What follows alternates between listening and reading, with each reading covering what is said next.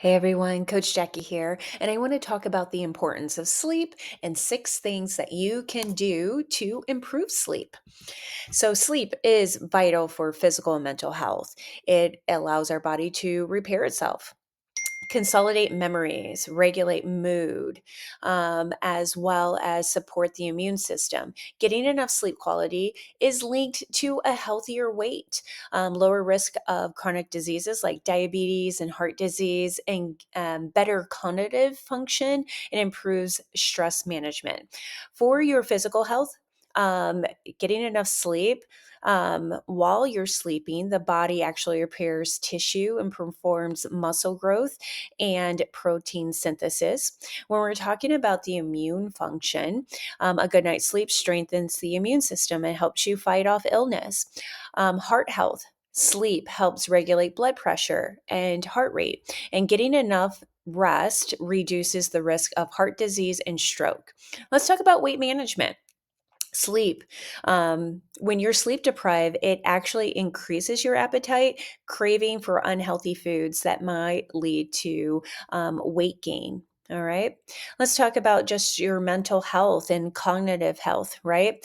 So, if you get enough sleep for your memory and learning, sleep helps the brain consolidate memories, making it easier to learn and recall information. Cognitive function, sufficient sleeps improves attention, concentration, problem solving, and better decision making skills. Mood and stress. Quality sleep can reduce stress and improve your mood. And lack of sleep is linked to higher stress levels and conditions like anxiety and depression. Brain development. Sleep is crucial for brain development, especially in children. But this impacts adults as well. We're not off the hook because we have to perform daily performance. And also, if you're not getting enough sleep, it's a safety risk. So let's talk about productivity. Getting enough rest boosts creativity and overall performance in daily tasks. And then, as far as your safety, if you are sleep deprived, you're low reaction times, as well as it increases a risk of accidents. Okay, so let's get into it. Here are 6 tips that can help you improve upon your sleeps. And so here's one: limit water after dinner. Yes, hydration is crucial for your health and well being. However, if you drink too much water late at night, your bladder may give you an early wake up call. A good rule of thumb is to avoid liquids for 2 to 3 hours prior to bedtime. All right, let's talk about caffeine. I love me a hot cup of coffee in the morning, but nix the caffeine after 2 p.m. So, if you are drinking too much caffeine later in the day, it can mess up your sleep. Caffeine stays in your blood system for 6 to 8 hours, so it's best to steer clear of it after 2 p.m. This one's going to hurt me, I know, but avoid drinking alcohol in the evening.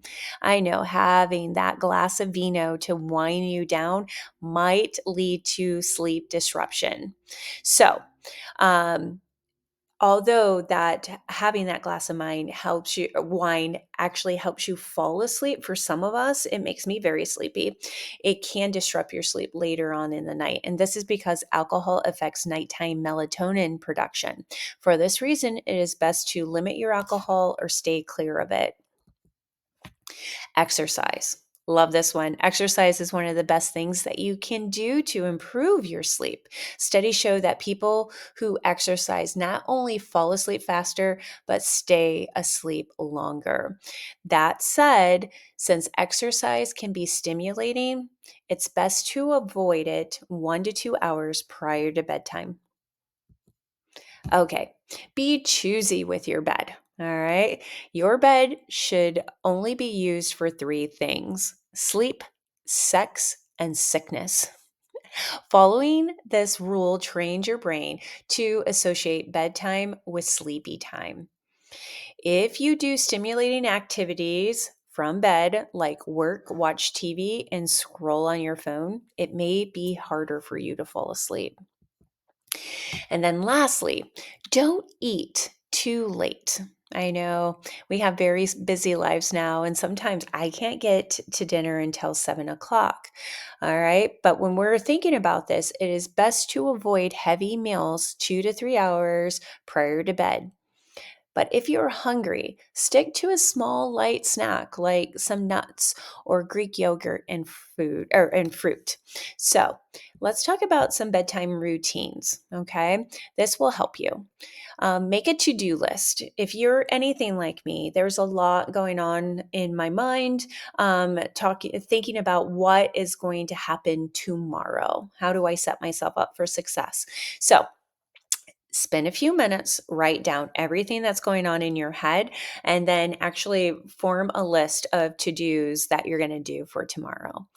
That way, it will help lighten what's on your mind, and so you can get a restful night's sleep. So try it out, write down everything that's going on in your mind that you need to solve, maybe make up your agenda for the next day, that way that get it off your mind, write it down on paper.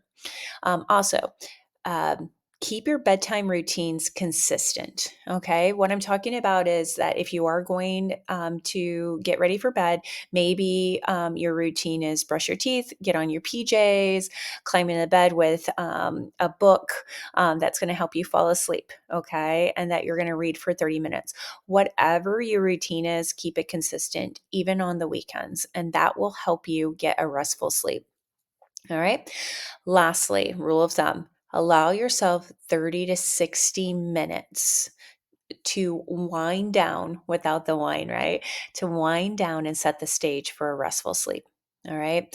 Your body deserves to come on down. So give it 30 to 60 minutes to do so. So that means that you have to prepare and plan beforehand. All right. I hope that these tips are helpful. Stay tuned. Check out actually my playlist. I put together some other YouTube videos that are out there from the leaders in this field to help you fall asleep. All right. We'll see you soon. Have a great day.